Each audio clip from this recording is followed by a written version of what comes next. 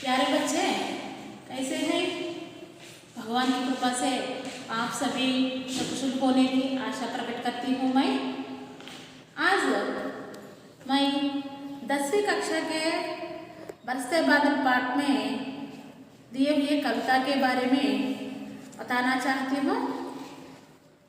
पिछले कालांश में मैं आपको इस पाठ में होने वाले पहला और दूसरा पद्यांश के शब्दार्थ और भावार्थ भी बताया गया।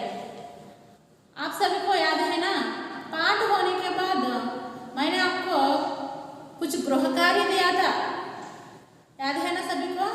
गृह कार्य के रूप में कुछ प्रश्न दिया है। आप सभी इस गृह कार्य पूरा करते हैं? ठीक है। आज इस पाठ में होने वाले तीसरा और चौथा पद्य के भावार्थ शब्दार्थ भी कहना चाहती हूँ और इस पाठ के अंतर्गत दिए हुए भाषा की बात के बारे में भी मैं आप सभी को समझाएंगे। ध्यान से सुनिए। पाठ में प्रवेश होने के पहले पिछले कालांश में बताए गए कुछ अंशों के बारे में एक बार दोहराना चाहती हूँ। ध्यान से सुनिए। बच्चों, हमारा पाठ का नाम क्या है? हाँ, हमारा पाठ का नाम बरसते बादल है।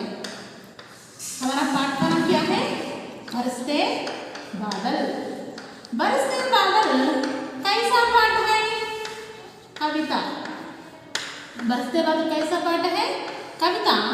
इस कविता पाठ के कवि का नाम श्री सुमित्रानंदन पंत जी है। श्री सुमित्रानंदन पंत जी है। प्रकृति के बेजोड़ कवि माने जाते हैं सुमित्रानंदन पंत जी को। आप सभी को पता है? बरसते बादल, हमारा पाठ का नाम क्या है? बरसते बादल। बरसते बादल कविता पाठ है।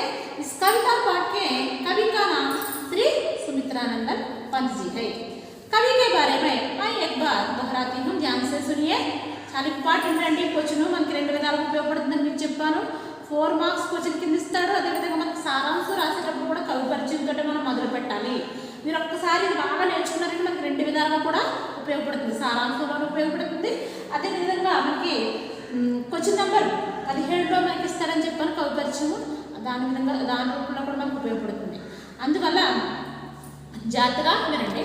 कवि के बारे में सुमित्रानंदन पंत। बरसते बादल कविता के कवि कौन है? श्री सुमित्रानंदन पंत। सुमित्रानंदन पंत को प्रकृति के बेजोड़ कवि माने जाते हैं। प्रकृति के बेजोड़ कवि कौन है? श्री सुमित्रानंदन पंत। प्रकृति के बेजोड़ कवि माने जाने वाले सुमित्रानंदन पंत का जन्म सन 1900 में 1919 मई 20 अल्मोड़ा जिले के कौसानी गांव में हुआ। ये अल्मोड़ा जिला कौसानी गांव उत्तराखंड में है। उत्तराखंड राष्ट्र में ఉందండి। प्रकृति के बेजोड़ कवि माने जाने वाले सुमित्रानंदन पंत जी का सन 1900 मई 20 में है। 7 वर्ष की उम्र में ही स्कूल में काव्य पाठ के लिए पंत जी को पुरस्कार मिला और साहित्य रूस, साहित्य अकादमी और चिदंबरा काव्य के लिए ज्ञानपीठ पुरस्कार भी मिला है पंत जी को।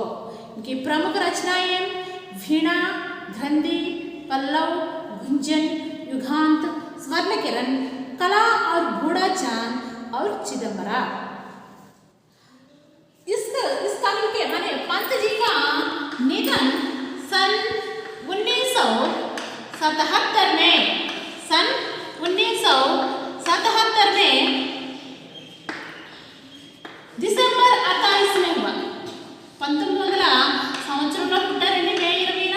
అదేవిధంగా 1977 డిసెంబర్ 28 तारीख చనిపోయారు। पंत जी को प्रकृति के बेजोड़ कवि है और उनको अनेक पुरस्कार मिला। और आज बरसते बादल पाठ में कवि ने सुमित्रानंदन पंत जी ने वर्ष ऋतु का सुंदर वर्णन किया है। वर्षा ऋतु सबकी प्रिय ऋतु रही है। वर्षा आते समय प्रकृति की सुंदरता देखने लायक है और पेड़ पौधे, पशु पक्षी, मनुष्य और धरती भी, यहाँ तक कि धरती भी खुशी से झूम उठती है। विषय प्रवेश का अंतर्गत ये विषय बताया गया है। और पहले और दूसरा पद्य का भावार्थ एक बार। पहले पद्य में प्रकृति वर्षा आते समय प्रकृति का वर्णन किया है और बूंदे का वर्णन है इस पहला पद्य में। सावन मास के मेघ बरसते समय बूंदे का वर्णन कैसे किए हैं आदि विषय के बारे में पहला पद्य में मैंने बताया आपको पिछले कालांश में। सावन मास के मेघ झमझम बरसते हुए, झमझम आवाज करते हुए पानी पर, पृथ्वी पर पानी बरसाते हैं, पृथ्वी पर पानी बरसाते हैं। और दूसरे पंक्ति में उस वर्षा की बूंदें तरुओं से छूकर छमछम आवाज करते हुए नीचे गिरती हैं। और तीसरे पंक्ति में बादलों के हृदय में बिजली चमक रही है। और चौथा पंक्ति का भाव, इस काले बादल आसमान में छाए जाने से दिन में अंधेरा छा जाता है। इस अंधेरे में दिन में ही सपने सबके लोगों के मन में अनेक प्रकार के सपने झांक उठते हैं। इस प्रकार हम पहले पद्य का भाव बताया पिछले कालांश में। और दूसरे पद्य में इस ऋतु में माने वर्षा ऋतु में हमको दिखाई देने वाले कुछ प्राणियों का नाम भी दिया गया है और उस प्राणियां अपनी खुशियां किस प्रकार प्रकट करते हैं आदि के बारे में दूसरे पद्य में कवि ने हमको बताया। दूसरे पद्य में हमको वर्षा ऋतु में मुख्य रूप से हमको धातु दिखाई देते हैं। मन को कर पड़ते हैं, धातु टर टर आवाज करते हैं और झिल्ली झंझन आवाज करती है। मोर पीव पीव मोर म्याऊ म्याऊ आवाज करते हुए अपनी खुशियां प्रकट करते हैं। और चातक पक्षियों का समूह पीव पीव आवाज करते हुए अपनी खुशियां प्रकट करते हैं। और बाद में सोन बालक नामक एक जल पक्षी आद्य सुख से माने भीगी हुई खुशी से तड़सिनటువంటి आनंदంలో चिल्लाते हुए उड़ रहे हैं। इस प्रकार दूसरे पद्य में कवि ने वर्षा ऋतु में दिखाई देने वाले कुछ प्राणियों को और उस प्राणियों का खुशी किस प्रकार होती है हमको बताया है। इस तक आज मैंने पिछले कालांश में बताया है। और इस कालांश में मैंने तीसरे और चौथे कंधाओं का शब्दार्थ और उसका भावार्थ भी बताना चाहती हूँ। ध्यान से सुनिए। और इसके अंतर्गत इसके बाद आने वाले भाषा की बात भी है, ये भी आप सभी अपने अपने उत्तर पुस्तिका में लिखने की प्रयास कीजिए। मैंने सरल रूप से किस प्रकार याद करते हैं ये विधंगा सुनूंगा दान गुजबटकोचु सरल रूप से किस प्रकार सीखे हैं इस विषय को भी आपको बताना चाहती हूँ। ध्यान से सुनिए। आज हम इस पाठ में बरसते बाद कल का पाठ में दिए गए तीसरा 14 पद्यों के बारे में एक बार गीत के रूप में सुनाती हूँ। ध्यान से सुनिए। बच्चों, आप सभी आप में होने वाले, आपके पास होने वाले पाठ्य पुस्तक खोलिए, पृष्ठ संख्या 2 और इस पाठ के अंतर्गत दिए गए चित्र भी देखिए। और बच्चे वर्षा आते समय अपनी खुशियाँ प्रकट करते हैं और पेड़ में तरु के बारे में हमको पहले पद्य में कवि ने वर्णन किया है। और इस चित्र देखने से हमको पता है बच्चों किस प्रकार अपनी खुशियाँ प्रकट करते हैं आदि के बारे में जानते हैं इस चित्र देखने से। आज मैं तीसरे और चौथे पद्यों के बारे में बताती हूँ। ध्यान से सुनिए। आपके पास होने वाले पाठ्य पुस्तक खोलिए, पाठ में दिए हुए पद्य देखिए। मैं एक बार पहला और दूसरा पद्यों को भी गीत के रूप में झम झम झम झम मेघ बरसते हैं सावन के, चम चम चम गिरती बूंदें तरवों से चनके, चम चम बिजली चमक रही रे उर्मे गन के, थम थम दिन के तम में सपने जगते मन के, तम तम दिन के तम में सपने जगते मन के, दादुर टर टर करते जिल्ली बजती झंझन, म्याऊ म्याऊ रे मोर पीव पीव चातक के गन, उड़ते सोन बालक आर्द सुख से कर क्रंदन, घुमड़ घुमड़ गिर मेघ गगन में भरते गर्जन, घुमड़ घुमड़ गिर मेघ गगन में भरते गर्जन, रिमझिम रिमझिम क्या कुछ कहते बूंदों के स्वर, रोम सिहर उठते चूते में भीतर अंतर, धाराओं पर धाराएं झरती धरती पर, रज के कण कण में तृण तृण को पुलकावली थर, रज के कण कण में तृण तृण को पुलकावली तर, पकड़वार की धार झूलता है मेरा मन, आओ रे सब मुझे घेर कर गाओ सावन, आओ रे सब मुझे घेर कर गाओ सावन, इंद्रधनुष के झूले मिल जीवन में सावन मन बावन, फिर आए जीवन में सावन मन बावन, झम झम झम झम मेघ बरसते सावन के, चम चम चम गिरती बूंदे तरवों से चनके, चम चम चम गिरती बूंदे तरवों से चनके। इस पद्य में मैं इस कविता के तीसरे और चौथा कविता के शब्दार्थ एक बार देखिए। शब्दार्थ बताने के बाद मैंने भावार्थ बताने की कोशिश करती हूँ, ध्यान से सुनिए और इस शब्दार्थ अपनी उत्तर पुस्तिका या नोटबुक में लिखने की प्रयास कीजिए। आप सभी ने एक बार शब्दार्थ की ओर ध्यान दीजिए। इस पाठ का माने तीसरा कविता का शब्दार्थ इस प्रकार है। रिमझिम वर्षा की छोटी छोटी बूंदें गिरना,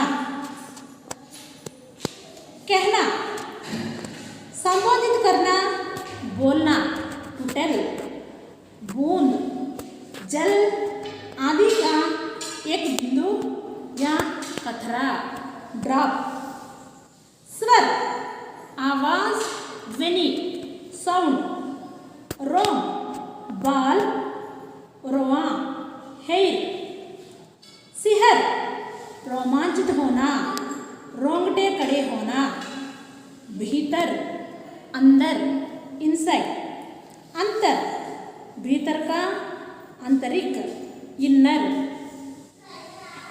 और बाद में धारा, प्रवाह, दार, जलधारा, फ्लो ऑफ वाटर, झरना, जल प्रवाह, वाटरफॉल, धरती, पृथ्वी, वसुधा, भूमि, अर्थ, रज, धूल, रेणु, डस्ट, कण, किसी पदार्थ का अंश या दाना अथवा पार्टिकल, तृण, तिनका, थर, जमी हुई परत, ताह, पुलकावली, हर्ष या प्रेम से उत्पन्न रोमांच, पुलकाली। शब्दार्थ बताने के बाद भावार्थ की ओर एक बार ध्यान दीजिए। इस पद्य का भावार्थ इस प्रकार है। वर्षा की बूंदें रिमझिम आवाज करते हुए पृथ्वी पर पानी बरसाते हैं। इस पानी के स्पर्श हमारे रोम सिहर उठते हैं और हमारे मन को आनंद मिलता है।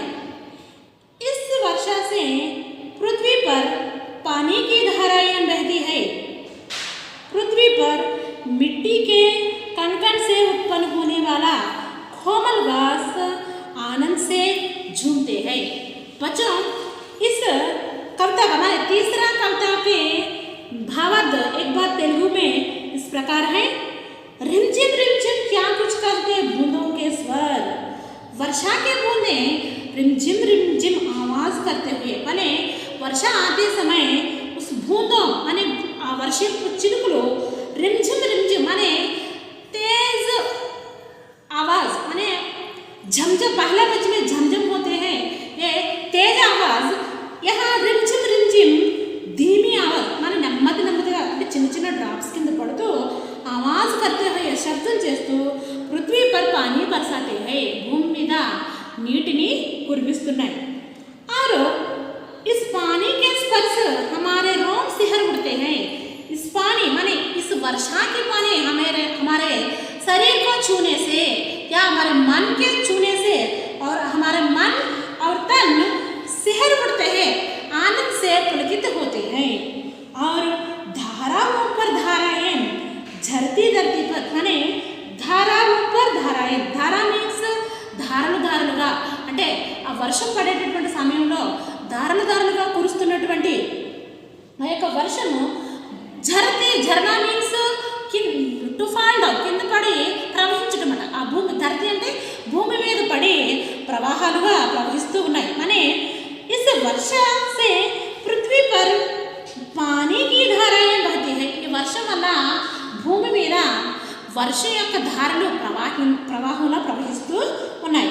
पृथ्वी पर अने राज्य के कण-कण में तृण को पुलकावलितर, इसका अर्थ है तेलुगु में पृथ्वी के मिट्टी में माने भूमि మీద ఉన్నటువంటి మట్టిలోని हर एक कण माने प्रति अणुవు కూడా कण-कण से उत्पन्न होने वाला कोमल घास आनंद से झूमते हैं। ఈ యొక్క వర్షం పడగానే ఆ వర్షపు చినుకులు భూమిని తాకగానే భూమిలో ఉన్నటువంటి మట్టిలో ఉన్నటువంటి ప్రతి అణువు కూడా ప్రతి గడ్డి మొక్క కూడా అంకురిస్తూ ఉంది, అంటే మొలకెత్తి తమ ఆనందాన్ని अभी तक तीसरा पद्य का शब्दार्थ और भावार्थ भी पूरा हो गया और चौथे पद्य का शब्दार्थ इस प्रकार है। ध्यान से सुनिए और उत्तर पुस्तिका में लिखने की कोशिश कीजिए। मैंने इस पद्य का शब्दार्थ बताती हूँ, बाद में भावार्थ भी बताना चाहती हूँ। पकड़वार की धार झूलता है मेरा मन माने पकड़ना मीन्स दबोचना, चंगुल में लेना टू कैप्चर, वारी पानी जल वाटर, दार धारा फ्लो, झूलना पेंग लेना स्विंग, मन हृदय दिल माइंड, घेरना चारों ओर से छेंकना, चारों तरफ से रोकना to surround, gaana geet gaana to sing, Sawan Shravan maas the month of Shravan Telugu month. और बाद में इंद्रधनुष 7 रंगों का बना हुआ एक अर्धवृत्त, रेनबो, झूला, हिंडोला, पालना, स्विंग, जन लोग, जनता पीपल, फिर बार अगेन, जीवन जिंदगी, जीवित दशा लाइफ, मन भावन मन को बने क्या अच्छे लगने वाला, प्रिय प्यारा। अभी तक चौथा पद्य का शब्दार्थ पूरा हो गया और इस पद्य का भाव की ओर एक बार ध्यान देने से इस पद्य में कवि ने क्या कहते हैं इसके बारे में मैं बताती हूँ, ध्यान से सुनिए। और 14 पद्य का भाव इस प्रकार है। कवि सुमित्रानंद पंत जी इस प्रकार कहते हैं, श्रावण मास के आते ही इस पानी की धाराओं को, माने वर्षा आते समय इस पानी की बूंदे माने धारा पकड़कर मेरा मन झूलने कहते हैं। कवि सुमित्रानंद पंत जी अंत में कहते हैं कि इस पानी की धारा को पकड़कर मेरा मन झूलने को कहता है, अर्थात खुश होते हैं। और आवारे सब मुझे घेर कर घावो सावन, सबको बुलाकर उन्हें घेर कर श्रावण मास के गीत गाने को कवि कहते हैं। और बाद में इंद्रधनुष के झूले में झूले मिल सब जन, माने इंद्रधनुष के झूले में हम सब मिलकर झूले। और फिर आए जीवन में सावन मन भावन, हमें आनंदित करने वाला यह श्रावण मास हमारे जीवन में बार बार आना चाहिए। कवि इस प्रकार 14 पद्य में इंद्रधनुष और पानी की धाराओं और इस श्रावण मास के गीतों के बारे में भी बताया है कवि ने। इस कविता का भाव तेलुगु में इस प्रकार है। माने कवि सुमित्रानंद पंत अंत में इस प्रकार कहते हैं कि कवि అయినటువంటి సుమిత్రానంద పంత్ గారు బరస్తే బాదల పద్యంలో చివరి పద్యంలో ఏమని చెప్తున్నారంటే, इस पानी की धारा को पकड़कर, पकड़ना मीन्स పట్టుకొనుట, ఈ నీటి యొక్క ధారల్ని పట్టుకోవాలని मेरा मन झूलने को कहते हैं, ఈ యొక్క నీటి ధారలు పట్టుకుని ఊగాలని నా మనసును ఉవ్విళ్ళూరుతూ ఉంది। అర్థాత్ ఖుష్ హోతే హై, అలా చేయటం ద్వారా నా మనసు ఎంతో ఆనందంతో పులకించిపోతుంది। सबको बुलाकर उन्हें घेर कर श्रावण मास के गीत गाने को कहते हैं, అందరినీ పిలిచి అంటే మన అవోరే సబ్ ముझे घेर कर, మీరంతా వచ్చి నన్ను చుట్టుముట్టి, घेरना మీన్స్ చుట్టుముట్టుట, నన్ను చుట్టుకుని శ్రావణ మాసం యొక్క పాటల్ని పాడండి। मुझे घेर कर गीत गावो, कैसे गीत, सावन मास के गीत गावो అంటే శ్రావణ మాసం యొక్క పాటల్ని పాడండి। और बाद में ఇంద్రధనుష్ మనకి వర్షాకాలంలో బాగా కనపడేటటువంటిది ఏంటంటే, ఎక్కువగా మనం చాలా ఆనందించబడేది పిల్లలు కూడాని రెయిన్బో। ఇంద్రధనుష్ కి झूले में, ఈ రెయిన్బో యొక్క ఇంద్రధనుష్ అనేటువంటి ఊయలలో हम सब मिलकर झूले, మనం అందరూ కలిసి ఊయలలో ఊగుదాం। फिर आए जीवन में सावन मन भावन, इस प्रकार इस आनंदित करने वाले, इस प्रकार हम सबको आनंद लाने वाले శ్రావణ మాసం అంటే ఈ విధంగా మనకి చక్కటి ఆనందాన్ని తీసుకొచ్చినటువంటి ఈ శ్రావణ మాసము हमारे जीवन में మన యొక్క జీవితంలో బార్ బార్ ఆనా చాహియే, మరలా రావాలని కోరుకుందాము అని చెప్పి కవి ఇక్కడ 4వ పద్యంలో శ్రావణ మాసంలో వచ్చేటటువంటి మన వర్ష ఋతువులో మనకు కనపడేటటువంటి ఇంద్రధనుస్సు గురించి, నీటి యొక్క జలధారల గురించి కూడా చెప్తూ ఉన్నారు। इस प्रकार इस कविता का चौथा कविता का शब्दार्थ और भावार्थ भी पूरा हो गया। दिए गए पूरे कविता का भाव और शब्दार्थ और कुछ व्याकरण के बारे में इस तक इప్పటి వరకు కూడా మనము सीखा है। और एक बार इस कविता के पूरे भाव और कवि के बारे में एक बार मैंने बताना चाहती हूँ, ध्यान से सुनिए। और बाद में इसका भाव पूरा అంటే 4 పద్యాల యొక్క భావాన్ని కూడా చెప్పడానికి ప్రయత్నిస్తాను। మీ నోట్ పుస్తకంలో అంటే మీకు ఇచ్చినటువంటి దగ్గర ఉన్నటువంటి బుక్లో మీరు రాసుకోవడానికి ప్రయత్నించండి। बच्चों, आज हमारा पाठ का नाम बरसते बादल। हमारा पाठ का नाम क्या है? बरसते बादल। बरसते बादल कैसा पाठ है? बरसते बादल कविता पाठ है। बरसते बादल कविता के कवि कौन है? बरसते बादल कविता के कवि श्री सुमित्रानंद पंत जी है। बरसते बादल कविता पाठ का उद्देश्य क्या है? हाँ, बरसते बादल कविता पाठ का उद्देश्य प्रकृति के काव्य रचनाओं के प्रोत्साहन देना और सौंदर्य बोध की भावना जगाना और मनोरंजन की भावना जगाना, प्रकृति संरक्षण एक्शन के लिए प्रेरित करना इस पाठ का मुख्य उद्देश्य है। और इस कविता के कवि श्री सुमित्रानंदन पंत जी का साहित्यिक परिचय इस प्रकार है। प्रकृति के बेजोड़ कवि श्री सुमित्रानंदन पंत जी है। प्रकृति के बेजोड़ कवि माने जाने वाले श्री सुमित्रानंदन पंत जी का जन्म सन 1920 मई में अल्मोड़ा जिले के कौसानी गांव में हुआ और 7 वर्ष की उम्र में काव्य पाठ के लिए उनको पुरस्कार मिला और साहित्य अकादमी, सोवियत रूस और ज्ञानपीठ पुरस्कार भी मिला पंत जी को। और पंत जी का प्रमुख रचनाएं वीणा, ग्रंथि, पल्लव, गुंजन, युगांत, स्वर्ण किरण, ग्राम्या, कला और बूढ़ा चांद और चिदंबरा। और पंत जी का मृत्यु माने निधन सन 1977 में दिसंबर 28 में प्रयाग में हुआ। इस प्रकार पंत जी का साहित्यिक परिचय है। और विषय प्रवेश के अंतर्गत वर्ष ऋतु हमेशा सबकी प्रिय ऋतु रही है। हम वर्ष ऋतु सदा मीन्स हमेशा एल्लपुडू प्रिय ऋतु रही है। और वर्षा आते समय प्रकृति की सुंदरता चारों ओर देखने लायक होती है। और वर्षा आते समय प्रकृति में होने वाले पेड़ पौधे, पशु पक्षी, लोग और यहाँ तक कि धरती भी खुशी से झूम उठते हैं और अपनी खुशियाँ प्रकट होती है। इस प्रकार विषय प्रवेश और बाद में कविता के अंतर्गत पहले कविता में कवि इस प्रकार करते हैं। श्रावण के माने सावन के महीने में वर्ष महीने में आते हुए बादल झमझम बरसा कर धरती पर पानी बरसाते हैं, मानी वर्षा बरसते हैं। और इस पानी की बूंदें पेड़ों की तरुओं से छटकर चमचम आवाज करती हुई नीचे गिरती हैं।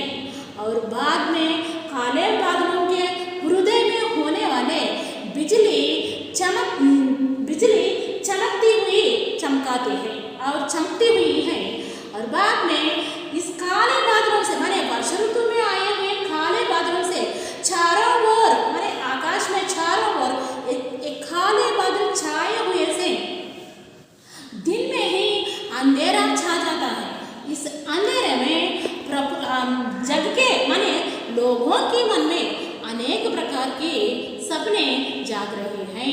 इस प्रकार पहला पद्य का भाव कवि ने बताया।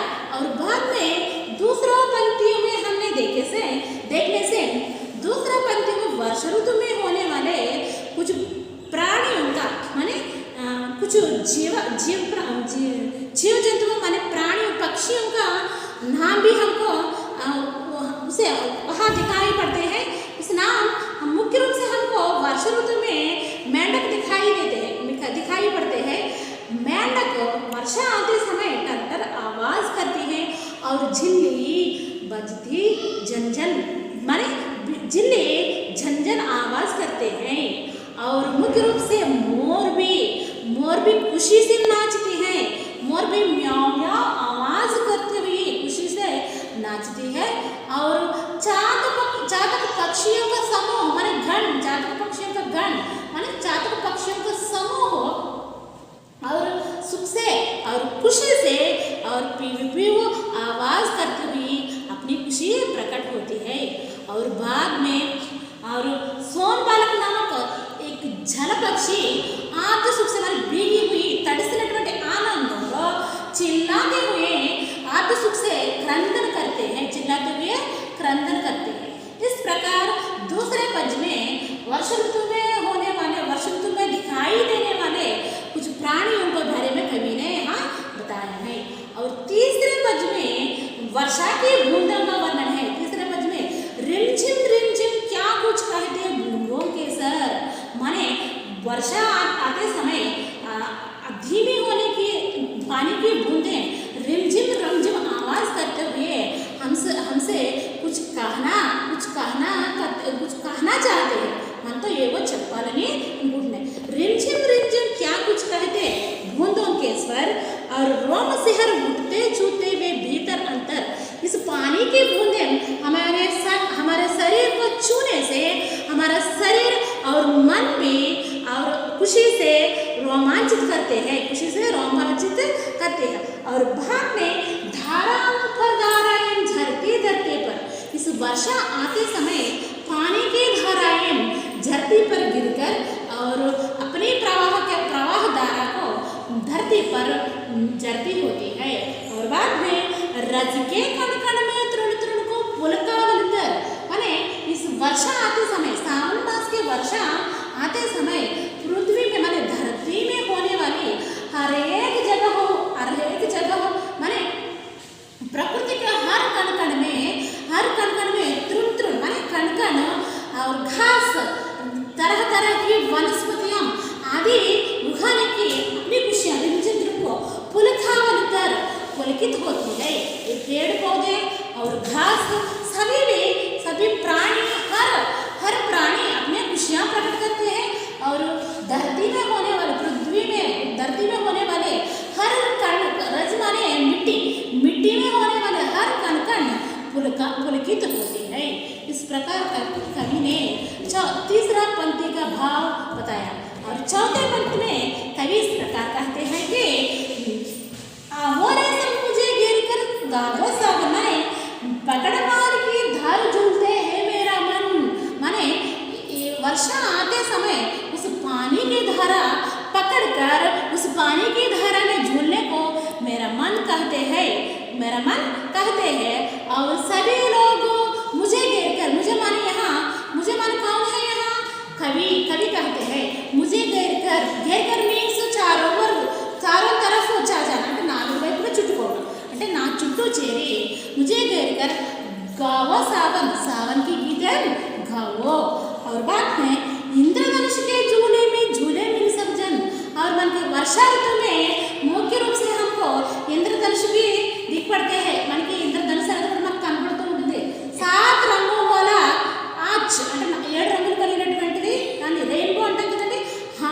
इंद्रधनुष के झूले मिल सब जन, आओ सब मुझे घेर कर गाओ सावन, और हम सब इंद्रधनुष के झूले में खुशी से झूलते हैं। और इस प्रकार हमारे जीवन में खुशियाँ लाने हुए इस वर्षा ऋतु, इस सावन मास और हमारे जीवन में फिर आने को चाहते हैं। इस प्रकार कवि ने ये इस बरसते बादल कविता में वर्षा ऋतु का सुंदर चित्रण और सुंदर रूप से वर्षा ऋतु का वर्णन करते हैं। अभी तक भाव पूरा हो गया। और बाद में एक बार इस पद्य के अंत में होने वाले शब्दों की ओर हमने देखने से बच्चों एक बार यहाँ देखिए, पहला पद्य में सावन के, छन के और घन के, मन के, ये सभी प्राश्रित शब्द हैं पहले पद्य में। और झम झम, थम थम, छम छम, ये सभी पुनरुक्ति शब्द है और अनुप्रास अलंकार शब्द है। और दूसरे पद्य के अंत में देखने से झन, घन, क्रंदन, गर्जन, ये आखिरी शब्दों के अंतिम अक्षर एक बार देखने से ना और अना, ना ये सभी अक्षर देखते हैं, ये सभी प्राश्रित अक्षर है। और बाद में तीसरे पद्य के आखिरी पंक्तियों को देखने से स्वर, अंतर, पर, थर, ये सभी भी देखने से प्राश्रित होते हैं। और बाद में चौथे पद्य के पंक्तियों में आखिरी शब्द में मन, सावन, झन और मन भावन, ये सभी भी एक प्रकार के प्राश्रित शब्द है। ये पूरे शब्द देखने से कवि इस पद्य में अच्छा और सुंदर शब्दों चयन करके वर्षा ऋतु का और वर्षा ऋतु का वर्णन किस प्रकार करते हैं हमको समझाते हैं। बच्चों यहाँ तक पाठ पूरा हो गया, पाठ का शब्दार्थ भाव भी पूरा हो गया। बाद में इस पद्य में दिए हुए एक्सरसाइज अभ्यास कार्य को एक बार देखने से प्रश्नों के उत्तर दीजिए। धरती की शोभा का प्रमुख कारण वर्षा है, इस पर अपने विचार बताइए। और बाद में घने बादलों का वर्णन अपने शब्दों में कीजिए। ये प्रश्न अभिव्यक्ति सृजनात्मकता के अंतर्गत 3 अंक प्रश्नों के रूप में या 4 अंक प्रश्नों के रूप में हमको परीक्षा में देते हैं। और बाद में वाक्य उचित क्रम लिखिए। बाद में వాచ్యత ఉచిత క్రమం, ఉచిత మీన్స్ తగినటువంటి క్రమంలో పెట్టమని ఇచ్చాడండి। ఈ పద్యం కనుక మీరు చూసుకున్నట్లయితే ఈజీగా చేయొచ్చు। ఈ ఎక్సర్సైజ్ నేను మీకు ఒకసారి చూపిస్తాను। और बाद में इस पद में दिए गए भाषा के अंतर्गत भाषा की ओर एक बार आगे बढ़ेंगे, ध्यान से सुनिए। भाषा की बात मुख्य रूप से माने 10वीं कक्षा के छात्रों को भाषा की बात वेरी प्रामुख्य है। ఇది చాలా ఇంపార్టెంట్ అండి మనకి। భాషా की बात అనేది పాఠంలో వచ్చినటువంటిది। भाषा की बात की ओर एक बार हम सब आगे बढ़ेंगे। मैं सरल रूप से बताने की चाहती हूँ, ध्यान से सुनिए और अपने अपने उत्तर पुस्तिका में लिखने की कोशिश कीजिए। तरु शब्द तरु गगन गन, तरु का अर्थ है पेड़ वृक्ष ये सभी है। और गगन का पर्याय शब्द आप सभी इसके पहले हम सभी ने इसके बारे में जानेंगे। गगन का पर्याय शब्द आकाश अंबर नभ आदि हैं। और घन का पर्याय शब्द मेघ बादल। और इसके अंतर्गत इसके बाद हम सबको तत्सम और तद्भव रूप में कुछ एक्सरसाइज दिए गए हैं। दूसरा प्रश्न सावन सपना सुर, इसके अंतर्गत तत्सम तद्भव। तत्सम माने क्या है, तद्भव माने क्या है। तत्सम शब्द तत् प्लस सम ये दोनों शब्दों का मिला है।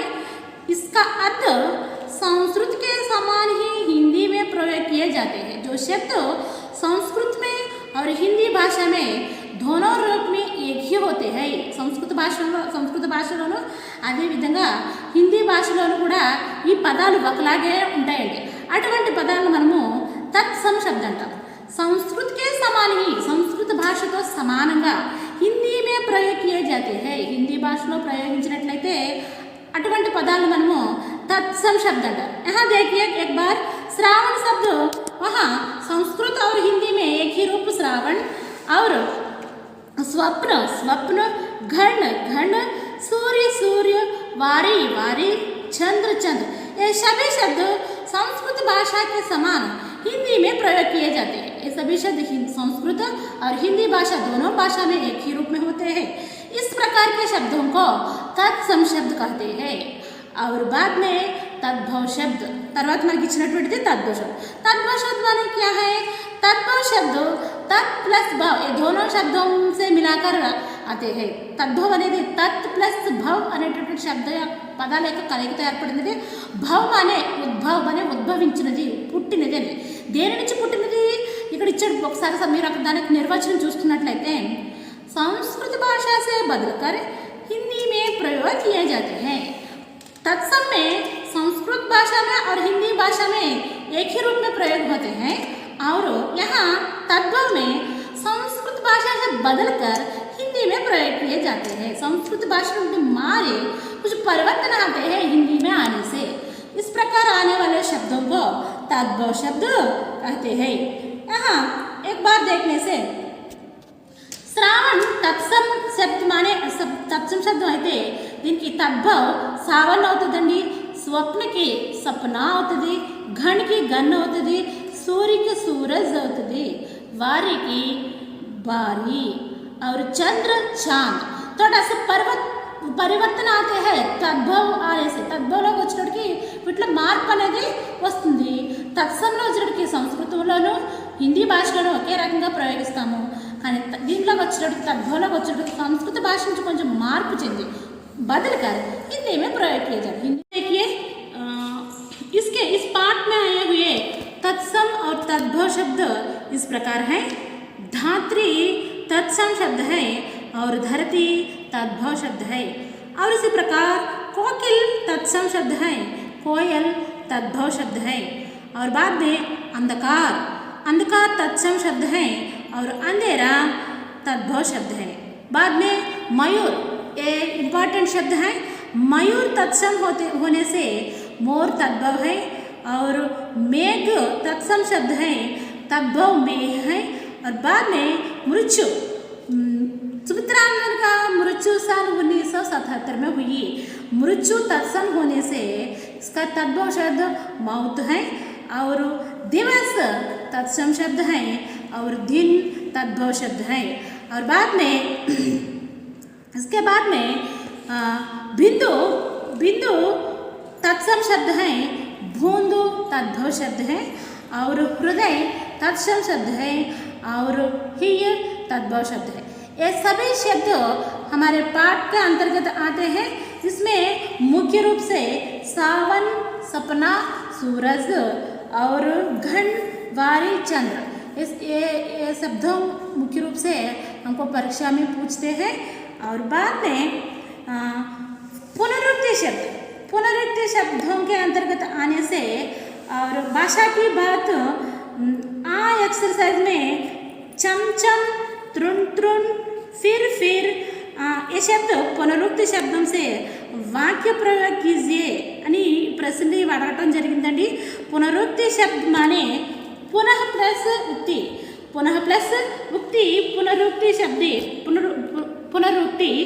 इस पुनरुक्ति शब्द का निर्वचन करने से परिभाषा इस प्रकार है। एक ही शब्द एक ही साथ लगातार प्रयुक्त होना, ఒకే పదము ఒకేసారి మరలా వాడటాన్ని మనం పునరుక్తి शब्द అంటాం। इसके अंतर्गत हम पद्य में देखने से एक बार झम झम झम, छम छम छम, छम छम, थम थम, टर टर, म्याओ म्याओ, उसी प्रकार खंड खंड, तृण तृण, रिम झिम रिम झिम, घुमड़ घुमड़, पीव पीव, तृण तृण, ये सभी शब्द बार बार आए हैं, लगातार आए हैं एक ही पंक्ति में। ఇది తెలుగులో చెప్పుకోవాలంటే ఎప్పుడు చూడండిరా, నది గలగల ప్రవహించింది అంట, సీత పకపక నవ్వింది। ఈ గలగల పకపక అనే పదాలు ఒకేసారి అదే వాక్యంలో మరలా మరలా వచ్చాయి। ఇలాంటి పదాలనే పునరుక్తి శబ్ద అంటారన్నమాట। అంటే ఒకసారి ఒక వాక్యంలో ఒక పదము ఒక వాక్యంలో ఒకేసారి మరలా మరలా వస్తే పక్కపక్కనే వచ్చి ఆ వాక్యం యొక్క అందాన్ని గలగల పకపక అని తెలుగులో ఏ విధంగా చెప్పుకుంటున్నామో ఆ విధంగా వచ్చినటువంటి పదాలను మనం పునరుక్తి శబ్దం అని చెప్పుకుంటాం।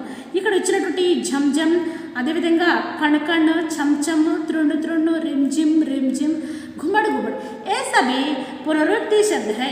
पुनरुक्ति शब्द का अर्थ एक ही शब्द एक ही साथ लगातार प्रयुक्त होना, ఒకే పదాన్ని ఒకేసారి మనం మరలా మరలా వాడటమాట। ఇక్కడ వాక్య ప్రయోగం చేయమన్నాడండి। చమ్ చమ్ का వాక్య ప్రయోగం, తారే చమ్ చమ్ చమక్ రహే హే, తారే మీన్స్ నక్షత్రాలు, చమ్ చమ్ మీన్స్ మిలమిలా, చమక్నా మీన్స్ మెరుగుట, నక్షత్రాలు మిలమిలా మెరుగుచున్నవి। और तृण तृण, बरसात से तृण तृण पुलकित हो उठते हैं, వేసవికాలంలో ప్రతి అణువణువు పులకించిపోతుంది। और इसके बाद फिर दिवाली का पर्व हमारे जीवन में फिर आना चाहिए। फिर माने मरला मरला, दिवाली का पर्व माने त्योहार, दिवाली पंడుగ हमारे जीवन में మన జీవితంలో మరలా మరలా రావాలని కోరుకుంటున్నాము అని చెప్పి ఈ విధంగా వీటికి వాక్య ప్రయోగం చేశారు। वाक्य प्रयोग के अंतर्गत आते हैं। ठीक है बच्चों, और पुनरुक्ति शब्दों के बाद एक बार देखने से भाषा की बात में और एक्सरसाइज एक बार देखिए। यहाँ धाराओं पर धाराएं, झरती धरती पर अंतर स्पष्ट कीजिए। अंतर स्पष्ट कीजिए, अंतर माने डिफरेंस, अंतर माने डिफरेंस माने తేడా, తేడాను వివరించండి అన్నాడు। ఒకసారి మనం అబ్జర్వ్ చేసినట్లయితే अंतर समझाना, अंतर समझाना। एक बार यहाँ देखिए, पहला प्रश्न, धाराओं पर धाराएं झरती धरती पर, धाराओं पर, ध्यान से देखिए यहाँ धाराओं पर धाराएं झरती धरती पर, झरती धरती पर।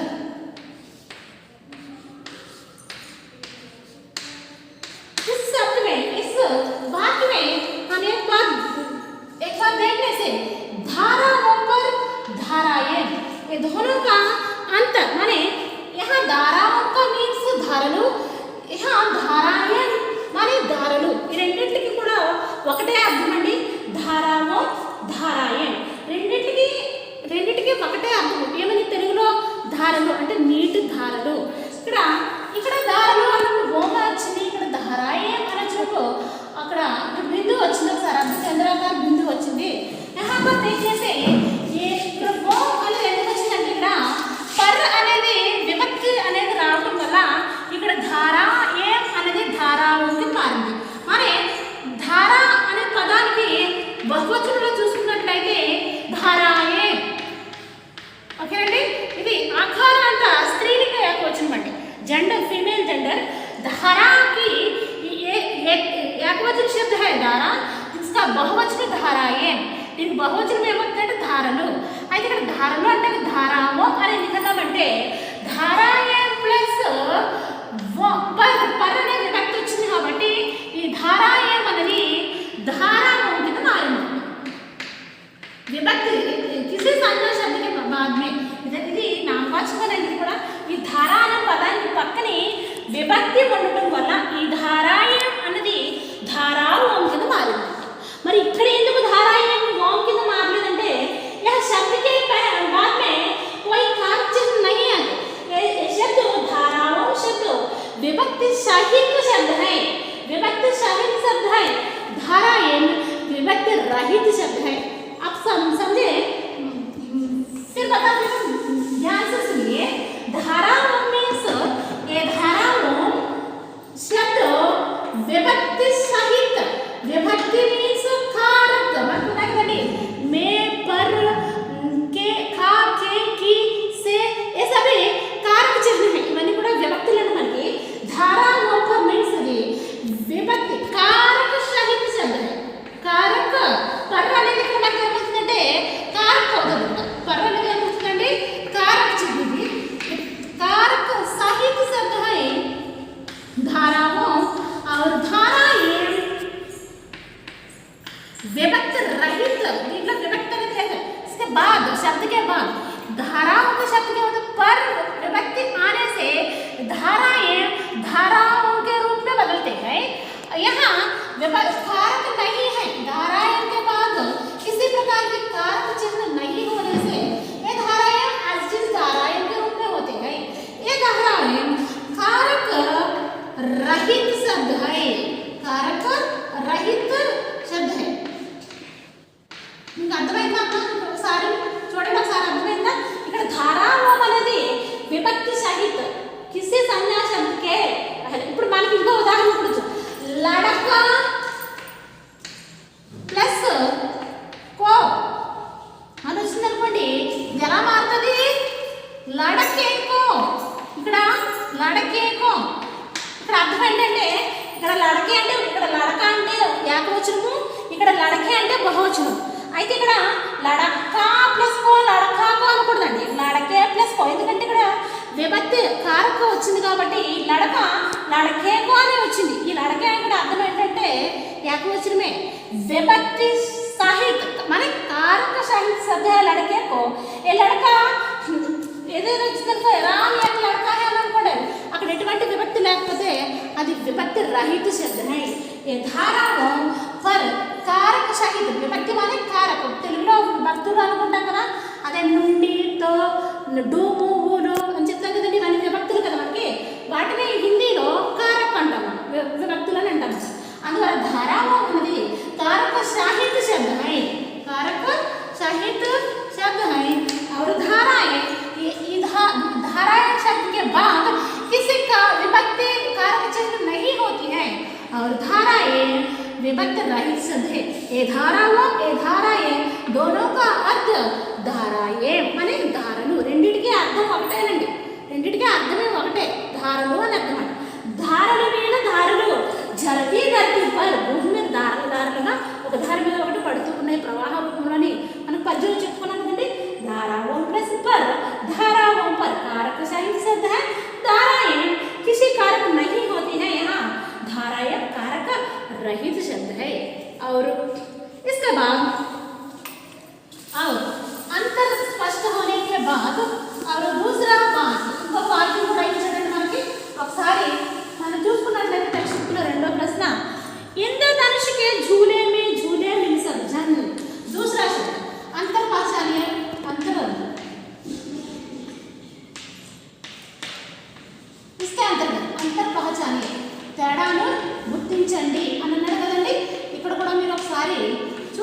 कहते हैं इंद्रधनुष के झूले में झूले मिल सब जन। इंद्रधनुष के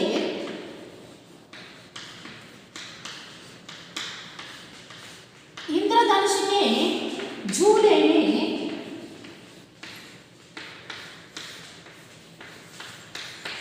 झूले मिल सब जन। इंद्रधनुष के झूले में झूले मिल सब जन। ये वाक्य भी एक बार ध्यान से देखिए, मिल सब जन। यहाँ इंद्रधनुष के झूले में झूले मिल सब जन, ये दोनों का अर्थ है झूले में झूले मिल सब जन।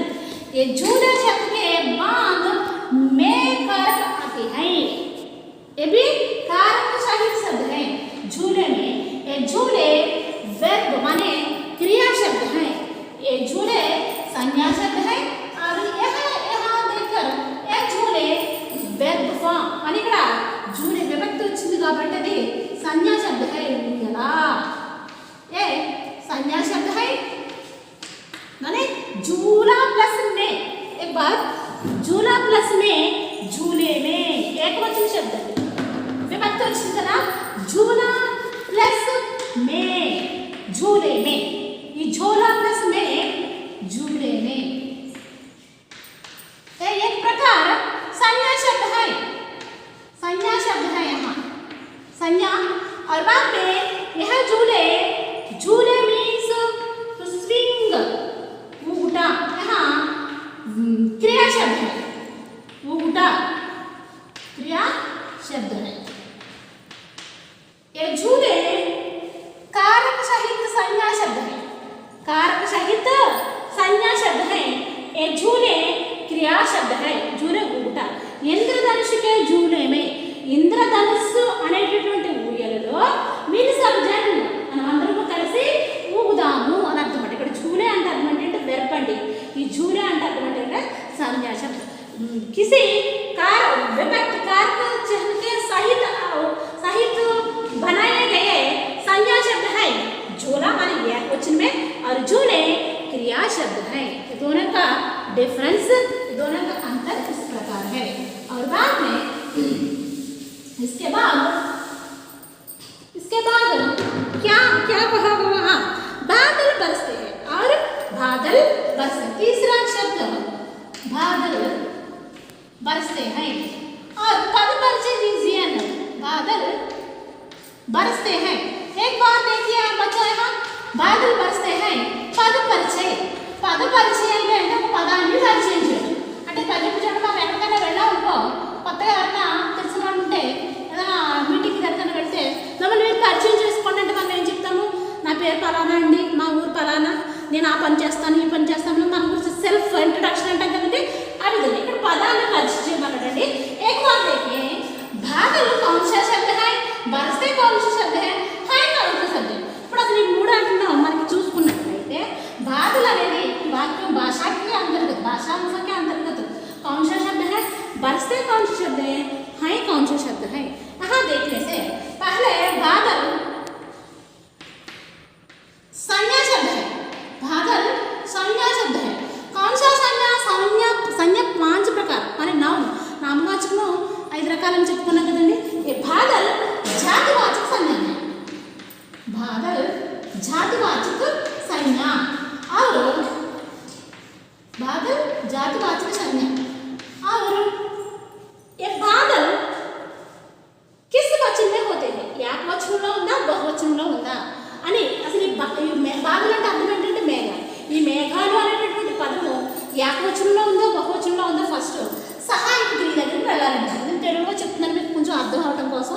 సహాయక క్రియ హై ఉంది, సహాయక క్రియలో ఏముందండి హై ఉంది, హైలో చుక్క ఉంది అంటే కనుక అక్కడ వచ్చినటువంటి నౌన్ అనేది ఫ్లూరల్లో ఉందని అర్థం అంట, బహువచనంలో ఉందని అర్థం।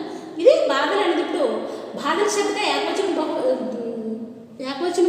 బహువచనం కూడా ఒకటేనండి। కొన్ని పదాలు మనకి ఏకవచనంలోను బహువచనంలోను ఒకలాగే ఉంటాయి, మనకు తెలుసు, 7th క్లాస్ నుంచి నేర్చుకున్నాం। కొన్ని పదాలు ఫల్ फूल घाव शहर ये सभी शब्द एकवचन और बहुवचन दोनों में एक ही रूप में होते हैं। यहाँ भी बादल एक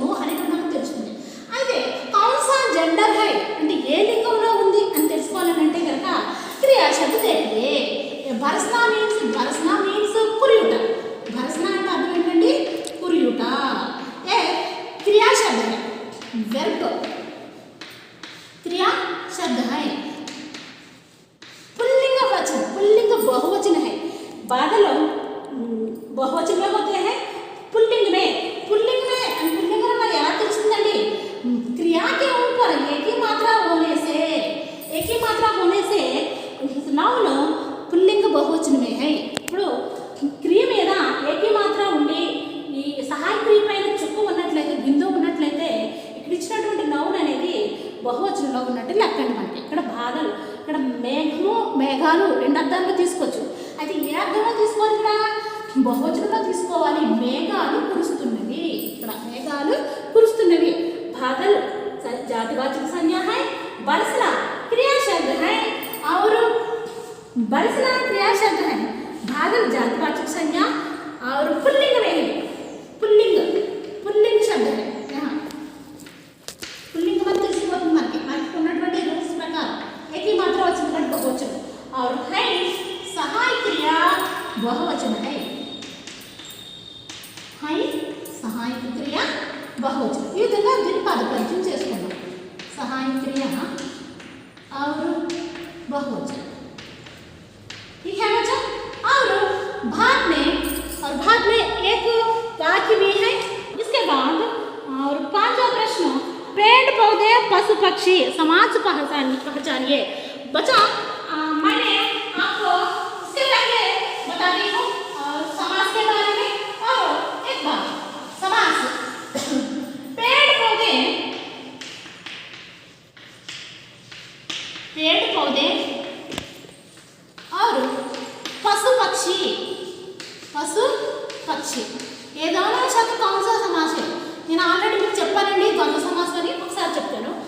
किसी शब्द के बीच शब्दों के बीच स्थिति योजक आने से అంటే చిన్న ఐఫన్ వచ్చి మనకి అడిగాడు అనుకోండి, కంపల్సరీ ద్వంద్వ సమాసం. మీరు ఈజీగా గుర్తుపెట్టుకోవాలంటే ఒక పదానికి మధ్యలో రెండు పదాలకి మధ్యలో స్థితి యోజక చిహ్నం ఉంటుంది. ఏమంటామండి? స్థితి యోజక చిహ్నం అని ఐఫన్. చిన్న ఐఫన్ వచ్చి అడిగినా చూడండి, ఈ పదం पेड़ पौधे शब्द को और पशु पक्षी दोनों के बीच में स्थिति योजक चिन्ह आते हैं. ఇలా వచ్చిందంటే उस शब्द सरल रूप से हमको द्वंद्व समास है. మనం గుర్తుపెట్టుకోవాలంటే ఈజీగా ద్వంద్వ సమాసం. और बाद में समास विग्रह करने से और वा या एवं आदि शब्द होने से ఒకవేళ సమాసాన్ని విగ్రహం చేసినట్లయితే और वा या एवं ఇలాంటి పదాలు వస్తే కనుక అది ద్వంద్వ సమాసంలోకి వస్తుంది. అదేవిధంగా दोनों शब्द प्रधान हो, రెండు పదాలు కూడా शब्द समास में दोनों शब्द प्रधान होने से समास द्वंद्व समास है. రెండు పదాలు కూడా సమానంగానే ఉంటాయి. అదే उदाहरण के रूप में हमको माता पिता और भाई बहन ये सभी शब्द भाई बहन ये सभी द्वंद्व समास के अंतर्गत आते हैं. और एक बार द्वंद्व समास के बारे में किसी शब्दों के बीच स्थिति योजक आने से और विग्रह करने से उस समासी शब्दों को विग्रह करने से और वा या एवं आदि शब्द आने से और दोनों शब्द प्रधान होने से ये सभी द्वंद्व समास में आते हैं. पेड़ और पौधे पशु और पक्षी पशु और पक्षी ఈ విధంగా సమాసాన్ని విగ్రహం చేసినట్టు और वा या एवं ఇలాంటి పదాలు వస్తే కనుక మనం ద్వంద్వ సమాసం అంటాం. ఓకేనండి. ఈ విధంగా ద్వంద్వ సమాసాన్ని మనం ఈజీగా గుర్తుపెట్టుకుందాం. यहाँ तक बरसते बादल पाठ के आते हुए भाषा की बात पूरा हो गया. बच्चों अंत में हम सभी को गृह कार्य के रूप में और एक बार देखिए अनुप्रास अलंकार గురించి అడిగాడండి. ఒకసారి చెప్తున్నాను. किसी शब्द या वाक्य में जब वाक्य में कोई अक्षर या शब्द बार बार प्रयोग होता है तो वहाँ वाक्य का ध्वन्यात्मक सौंदर्य बढ़ जाता है. इस प्रकार का काव्य सौंदर्य अनुप्रास अलंकार कहलाता है. మనం ఏదైనా ఒక వాక్యంలో ఒక అక్షరం కానీ ఒక పదం కానీ మరలా వచ్చినట్లయితే ఆ వాక్యంలో ధ్వన్యాత్మక సౌందర్యం అనేది పెరుగుతూ ఉంటుంది. దాన్నే మనము ఏమంటాము అనుప్రాస అలంకారం అంటామని మీకు ఇంతకుముందు ఒకసారి చెప్పాను. ఇది పరీక్షలో మీకు అడగడండి, కానీ మనకి ఇచ్చాడు కాబట్టి మనం నేర్చుకోవాలి. और उसके बाद परियोजना कार्य है. परियोजना कार्य आप सभी अपने ग्रुप में మీ ఇంటి దగ్గర ఉన్నటువంటి వస్తువులతో మీరు చేయడానికి ప్రయత్నించండి. परियोजना कार्य के अंतर्गत वर्षा, बादल, नदी, सागर, सूरज, चांद, झरना आदि में किसी एक विषय पर प्रकृति वर्णन से जुड़ी कविता का संग्रह कीजिए. कक्षा में उसका प्रदर्शन कीजिए. ఇక్కడ మనకు పాఠ్య పుస్తకంలో ఇచ్చాడండి, ఇచ్చిందని మనం ఒకసారి మీరు ఇంటి దగ్గర చేయండి. अब तक अभी तक इस पाठ में आए हुए भाषा की बात पूरा हो गया.